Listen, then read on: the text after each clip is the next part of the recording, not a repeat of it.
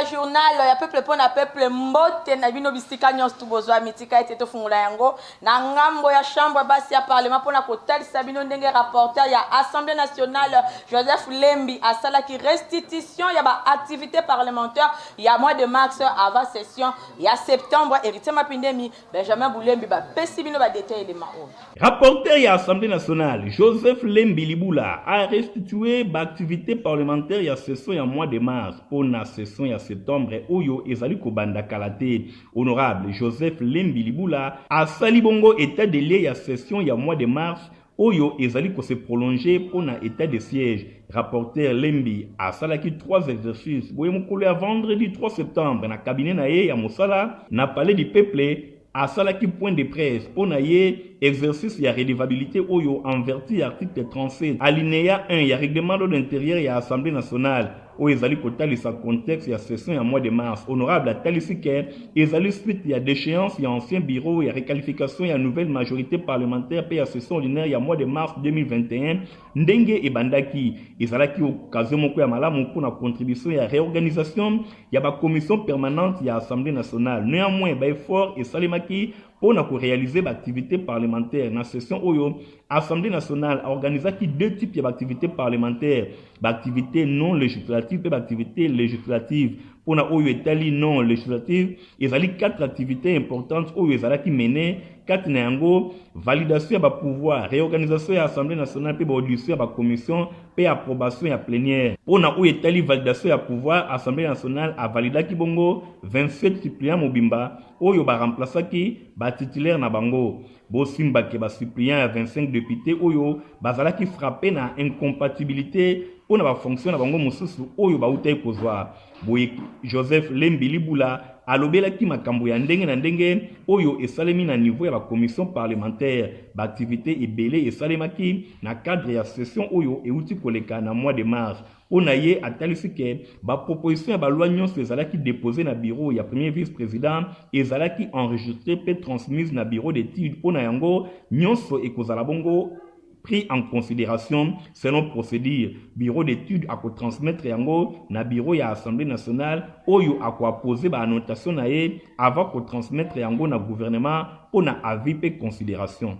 Commission environnement ya Assemblée nationale bazwa ki ba réponse na ba préoccupation na bango na monoko ya vice premier ministre Eve Bazai bapona oyo etali bongo pollution ya rivière Kasai héritier mapindemi Benjamin Boulembi bazala ki sima na compte ya info Lingala. Commission environnement, bango bazalaki éclairé na pollution ya ba rivière Kasai pe Chikapa, ba députés nationaux, membres ya commission environnement, tourisme, ressources naturelles et développement durable, ya Assemblée nationale, ba auditionnaki week-end eleki na salle ya banquet ya palais du peuple, bazwaki ba réponse na ba préoccupation na bango oyo ba formulaki na attention ya vice premier ministre et ministre de environnement et développement durable en rapport na pollution ya ba rivière Kasai pe Chikapa. Nasuka Masolo, vice-premier ministre et ministre de l'environnement, a déclaré boye mai ekomi kokoma pole kasi yango ezali te to longola ba matière toxique oyo ekoki kozalawa pe ko continuer ko boma bambisi ba testaki yango elongo na pêche boye destruction totale ya biodiversité aquatique et monanaki problème oyo ezali ko se poser na mikolo oyo ezali restauration ya écosystème aquatique boye avancé ya dossier et monani na niveau ya société oyo apoluaki mai azali déjà identifié payé à monani ezali bongo Katoka Mining oyo gouvernement angolais azali informé na situation yango ezali kotalisa étape moko importante pour la réparation ya catastrophe écologique oyo esalemaki pe ekoki kosala ba victime 403 victimes mobimba au départ division provinciale ya santé ba renseigné total ya 4502 victimes pe 12 décès sans oublier ba éruption cutanée oyo esalemaki bisika na bisika boye ba apresiaki connaissance ya vice-premier ministre oyo atalisaki makambo na ndenge ya malamu ndenge ezalaki posé epai ya ba député pe batalisi ke musala ekokoba na kosalema ba recommandation ya ndenge na ndenge esalemaki pona ko permettre na vice-premier ministre pe ministre ya environnement elongo na gouvernement mobimba ba yeba na kolandela dossier oyo na ndenge ya malamu. Le Premier ministre Jean-Michel Sama Lukonde Ayambaki, ambassadeur ya Chine na RDC, monsieur Zhu Jingpe a échangé avec les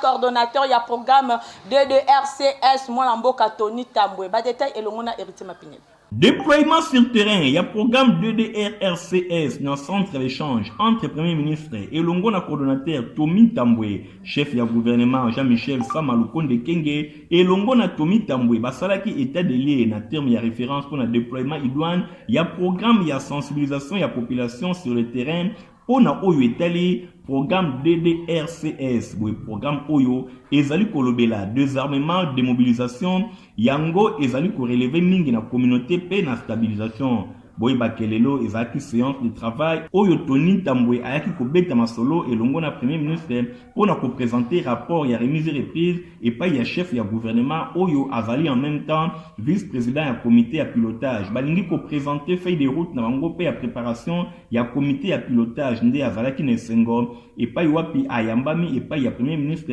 pour na kotalisa ndenge document oyo ezalaki élaboré alobi lisusu ayaki kotika situation ya zone où ezali sous état de siège mingi penza na province ya Ituri pe na province ya Nord Kivu pour na kotalisa na premier ministre ndenge makambo ezali kotambola. Bosimba ke premier ministre Jean-Michel Sama Lukonde Kenge ayambaki lisusu na audience na immeuble ya gouvernement ambassadeur ya Chine Zhu Jing oyo ayaki na ba accusation pour l'existence présumée ya activité illicite ya ba entreprise minière chinoise oyo bazali ko travailler na ndenge ya muyibi na ba site minier ya République démocratique du Congo. Boetango alobaki na makambo oyo na suka ya audience diplomate chinois alobi azali préoccupé na ba accusation oyo nyonso pe azali favorable na enquête moko eyeba na kosalema po na ko vérifier yango. Bosimba ke na suite ya diffusion ya magazine d'enquête moko ya médias étrangers batelisi ke ba service mususu ya l'état congolais ba relevaki ba ka exploitation illicite ya ba mine na ba province ebele na est ya RDC. Premier ministre Jean-Michel Sama Lukonde Kenge na conseil des ministres oyo esalemaki vendredi bazongelaki lisusu makambo yango natina wana chef ya gouvernement a invité ba ministre nyonso en charge intérieur justice mine bayiba na koza ba disposition ona kolandela dossier oyo. Que parti politique, autre vision du Congo, AVC na moku, c'est parti à autorité morale Didier Boudimbu, ba fêta qui 5e anniversaire na bango week-end et l'équipe na même occasion ezala qui remise et reprise entre secrétaire général, entre secrétaire général sortant Karine Bembebinda azala qui kuna na compte ya info linga.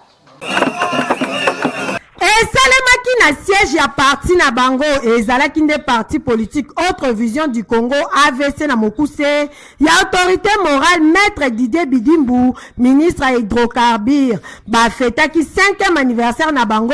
ndenge kaka bozali komona nyonso elekanaki kitoko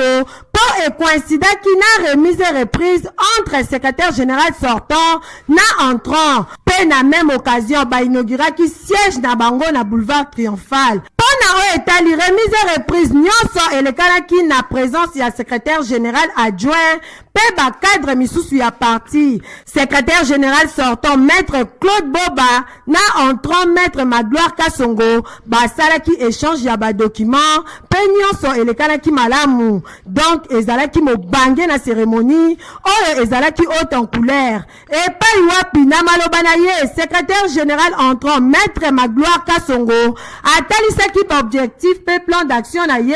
oyo ezali akopesa AVC ba député ebele pe kosunga chef de l'État Félix Antoine Tshisekedi Tshilombo abima lisusu président na ba élection ya 2023. Ezali responsabilité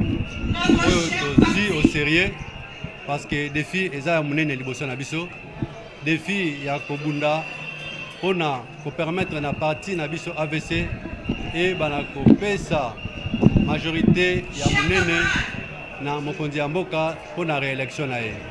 AVC ekozala parti oyo tangu tokoloba mandat oyo ya 2000 après 2023 AVC ekozala parmi les grands partis oyo bakozala na poids makasi na niveau ya l'Assemblée. Ezali défi oyo tokosala réaliser avec les concours ya ba cadre surtout ya AVC ya ba militants surtout ya AVC et tozali kokanisa tozali na conviction que avec nguya ya Nzambe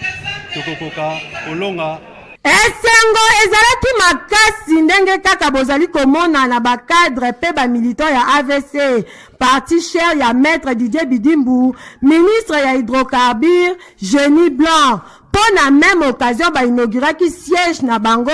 ezalaki pe 5e anniversaire ya AVC. Nyonso efetamaki kitoko ndenge kaka bozali komona. La gloire région Mosengel Koeba que Église Ministère Christ et la réponse Nouvelle Jérusalem organisaki samedi 4 septembre journée de réflexion na maman la likambo femme remède héritier mapindemi Igor Singh.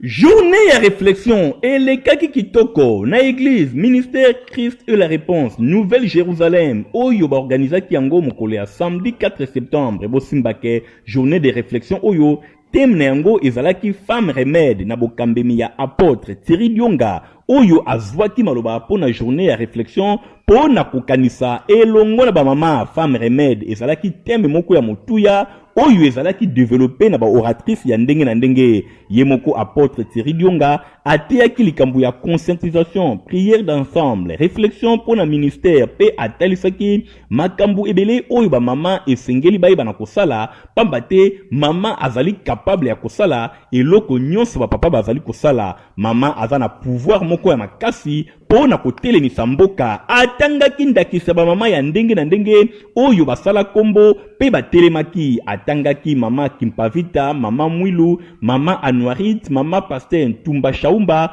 mama Olangi mama Anviko mama Emi Kutino asukaki pe na mama Marie Misamu oyo ba markaki époque na bango na makambu ya ndenge na ndenge oyo bango basalaka donc mwasi esengeli azonga simate bongo na sima ezalaki bongo femme remède epai wapi ba oratrice balekaki tomonaki mama Pasteur Kondo wa Kondo Ani mama apôtre Sylvie Bayeni prophétesse Henriette Mbala pe prophétesse Solange Mayele bango nyonso mine balekaki pona ko développer thème oyo femme remède batalisaki pe bapesaki bandakisa ya ndenge na ndenge na Bible epai wapi mwasi azali moto ya motuya esengeli ye atelema soki atelemi mboka mobimba etelemi boye milulu elekai kitoko boye thème oyo femme remède ndenge ezalaki développer ba mama nyonso bazalaki sur place basepelaki makasi bongo na sima prière ya kafu esalemaki pona ko clôturer journée ya réflexion oyo na suka quelques mamas bazangaki te kotalisa esengo na bango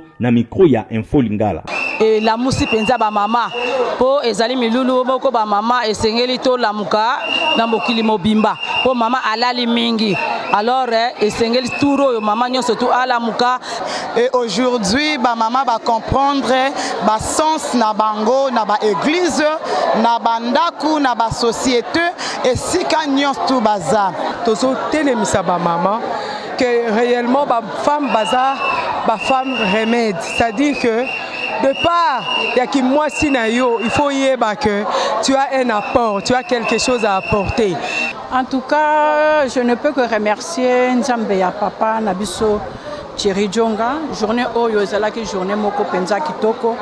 ezalaki ya mateya ya ko réveiller ba maman, surtout thème na yango ezalaki femme remède et ça c'est vrai. J'ai toujours dit que c'est vrai, la femme c'est un remède. Remède à tous les maux. Bosimba ke femme remède oyo ezali kaka première édition ba édition mususu ekoya elongo na ministère Christ et la réponse Nouvelle Jérusalem oyo apôtre Thierry Dionga akambaka nyonso ezali kaka pona kotelemisa ba mama afin que bazwa ba responsabilité na bango. Protivap ezali potopoto ya kitoko pona ba bébé na bino yango atoza mukolo okoki pe komela yango ba détail elongo na Stéphane Skandi. Les amis, je vais vous parler de Diaming. Comment est-ce que Diaming nous a soutenus durant toute notre évolution dans notre santé?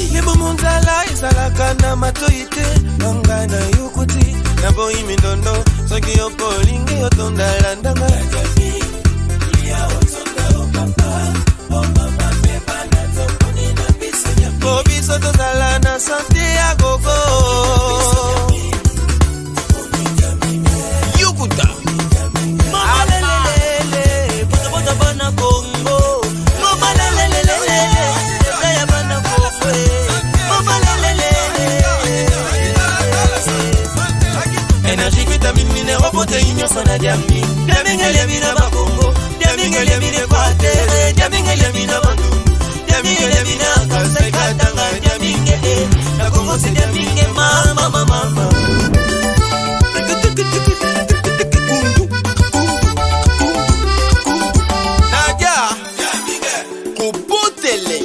Na banga ninyo diaminge zali olingo changer bouyi ku changer te bana na bisuna diaminge ba mesana diaminge lia otonda ONG Congo de l'espoir ya mwana mboka Maotwene baza ko pesa ba bourse pour na Chypre et puis baza ko organiser ba cours de langue na informatique. Michael Bristoto, Stéphane Skandi.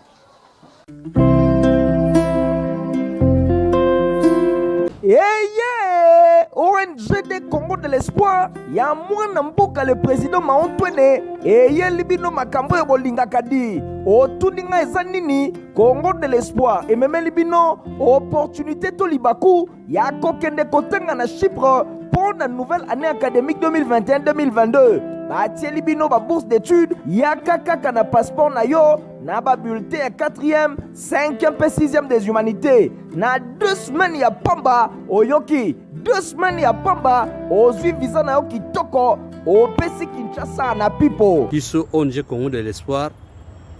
tolobi toza mieux placé mpona kofacilite bino badémarche na courte durée na 2 semaines ya pamba olonge Kinshasa okei kotanga na Chypre esilite tellement soucieuse ya instruction ya bana mboka ONG de Congo de l'espoir etieli bino mobange na salle informatique avec zamba ya bamachine théorie na pratique nyonso eza kotambola elongo kasi yoka tolengeli mpe baformation ya langue informatique na baye nyonso oyo baningi koyekola epa na biso nyonso eza ofele. Merci beaucoup.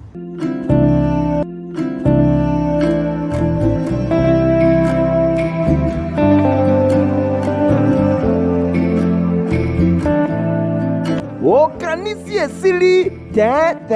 Congo de l'espoir ya président Maotwene etieli bino bacours ya alphabétisation gratuite yaka koyekola français anglais mpe lingala okofuta eloko te otuni ngai adresse mpo na barenseignement ya kokende kotanga na Chypre mpe bacours ya informatique yaka na route Matadi numéro 3 bis référence Arrêt Libulu Camp Badiading kasi mpo na bacours de langue to mpe alphabétisation yaka na route bypass Arrêt Munongo na avenue Kimwingu numéro 43 p 45 na kati école excellence.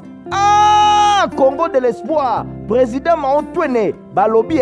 toujours derrière vision et gratuité enseignement prôné na président de la République Fachi Béton Boye.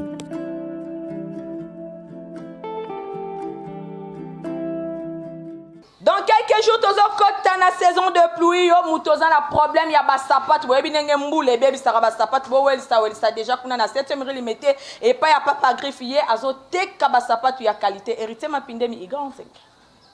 baye nyonso basepelaka na basapatu ya kitoko basandali ya kitoko oyo ezali poso ya nyama bakwiri ya ndenge na ndenge oyo ekuba esika eza kaka se moko na place commerciale na 7e limité epai wapi papa griffe sa père d'état azali kosala mikoto ya malonga oyo ekuba boye esengeli kaka te kolulaka oyo ezali kouta na mikili ya bapaya na mboka na biso République démocratique du Congo toza pe na batu bazali capable ya kolatisa bana mboka na biloko ya malonga ndenge papa griffe sa père d'état ye azali kosala biloko oyo ekuba rien envié na oyo ezali kouta na mikili ya bapaya yango oyo ezali kosalema okiti kaka na 7e rue na commune ya Limete na place commerciale omoni mbala moko papa griffe otali ofungoli monoko Tara musala maboko voilà pourquoi papa griffe sa père d'état coordonné un frère na boulot ya Jimmy Winston na beti mbunda pona nini client nyonso ye awa azanga koloba teke bakongole bamitema mabe azanga koloba teke bakonza moko bamitema mabe botunanga pona nini botana ba œuvre artistique oyoyo souci ya papa griffe ezalaka nini chinois bapetio na bachinois bakolatisa biso te soki babi na karateka oui mais na ndenge pene ya makambo forme population congolaise ntango azolata babora bachinois baturke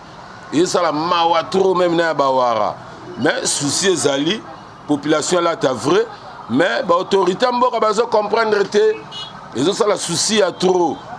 Imaginez bino moko tala neti babiloko oyo na lati awa. Mundele auta na mboka na ye aye asombi ake nango. Mais na mboka na biso bato bazosomba ebele mais ezokoka kolatisa population nyonso tout. Donc on a signé la Konzamboka, président de la République, premier ministre, il y a primature, on a vu Sama, aux agents. Donc bon mécanisme au solo là entre bino na bino conseil des ministres, bon bétano le solo a pas grave sa peur d'état. Donc on a sali trop na mboroyo et vous allez bien ceux qui vont soutenir population congolaise à l'attaquer lo bien. Ezali boye bande konyonso bokende musika te pamba te basoulier to ba chaussure ya Papa Griffe azali kosala e komi kobimati na mikili ya libanda bino moko bana mboka esengeli bo profiter na yango na ba prix moko abordable hors de toute concurrence ba prix oyo e kosepelisa bino e pa ya Papa Griffe sa père d'état. Malema mbete comme ko poussa na suka ba sangola biso héritier ba pindemi asaleli bino info ya ba journaux. Tenabino, tofongoli info ya ba journaux ya poko ya lelo na journal Le Vrai Modérateur alobeli calendrier électoral pavé dans la mare Lamuka boye plateforme oyo Martin Fayulu Madidi elongona Adolphe Muzitu bazali ko diriger week-end elekinde babimisaki calendrier électoral na bango topé proposition par rapport à l'élection présidentielle oyo Adolphe Muzitu na Martin Fayulu bazali ko proposer et sali mabongo na octobre 2023 ndenge bango bazali ko proposer na tina wana ba préparer marche moko eko sali mabongo le 15 septembre ezali koya pona bango le 22 octobre délai oyo ekoki kolekate glissement eko sala mate et puis bazali ko senga na population nyonso ba participer na marche na bango ya le 15 septembre pour na côté les mela politisation ya commission électorale nationale indépendante oyo bango nyonso balingi a organisé l'élection na ndenge ya malamu boye kaka na même journal totangi après avoir conservé cause ya union sacrée atuma tubwana ba lâché et pas ya ba parrain na ye auteur abeti masolo ya situation ya province ya Congo central et pas wapi bazali cité parmi 14 provinces oyo élection et kosalema pona ba gouverneur pe ba vice gouverneur nzokande cabinet ya atuma tubwana bazali kotelema la décision ya vice premier ministre et ministre intérieur pona koloba ke province na bango atuma tubwana azali ko diriger na irrégularité te kasi situation oyo ebwaki sami na ngambo ya vice primature intérieur oyo amonike depuis décembre 2019 atuma tubwana azalaki lisusu gouverneur ya province ya Congo central te bosimba ke makambo ezali ko tambola malamu te entre ba mobutiste et longona bana ya fait président Mobutu wana ekomami na journal le journal nyonso ezali pour la commémoration, il y a 24e anniversaire, il y a l'UA, il y a fait maréchal Mobutu Sese Seko. Oh, il y a festivité, il y a ndenge, et Zali Kolinga, et ça, le 7 septembre. Nangambu, il y a famille Balobi, Moutounyoso, à Kokina Eko Kanisa. Jour ya liwa ya Mobutu kasi bazali ko telemela ba oyo nyonso bazali koluka kosenga misolo bisika na bisika pona kolia yango na sima ya kombo ya fait président Mobutu situation oyo libota ya fait président Mobutu ba telemeli yango pe balobi ba koki ata kokende na justice soki batu ya boye ba komonana na information oyo nde to soki se info ya ba journaux botika la malamu. Merci héritier mapine mpona info ya ba journal uti conseil la biso yango epesinga nzela na boucle journal ya pepe pona pepe soki bo sepela kinango bo pesa merci mingi na Karine Mbembe Binda oya kumbela ki édition epai wapi azalaki assister epai ya Anemon Pupa na sima caméra tozalaki bongo na Idon Ting journal ezaki monté epai ya ingénieur Aimé Kachimanga pe ingénieur Christian Kiangebeni info lingala ezalaka supervisé epai na ye moko héritier mapinde mibandeko boti kala malamu ngala bino tokutani moko na lobi kimia o mabota mabino.